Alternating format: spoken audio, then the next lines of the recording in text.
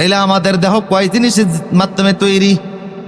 পদার্থের 4 অংশ, স্পিরিচুয়াল বা আধ্যাত্মিকতার হলো 4 অংশ, 3টা রুহু, একটা নফস। রুহু 3টা, একটা হলো নফসে আম্মারা, একটা নফসে লাওয়ামা, একটা নফসে মুতমাইন্না। আম্মারা মানে হলো শয়তানের লিডার। কার লিডার? এই শয়তান যত কুপরামর্শ আম্মারা দিয়া করায় আপনার ভিতরে, মানুষ যত পাপ করে শয়তানের ওয়াসওয়াসা, এটা আম্মারা হলো শয়তানের লিডার। আরেকটা হলো নফসে লাওয়ামা, লা উকসিমু বিয়াউমিল কিয়ামা ওয়ালা উকসিমু বিন-নাফসিল লাওয়ামা আয়াহসাবুল ইনসানু আল্লান নাজমা'a 'ইযামা বালা কাদিরিনা আলা আন নুসাউইয়া বানানা। নফসে লাওয়ামা মানে হলো একটা খারাপ কাজ করলে মনের ভিতরে অনুশোচনা লাগে যে কাজটা কেন করলাম। কথা বলেন, এমন আছে না নাই? একটা গুনার কাজ, অন্যায়ের কাজ করলে পরে ভিতরে একটু অনুশোচনা লাগে, লাগে না?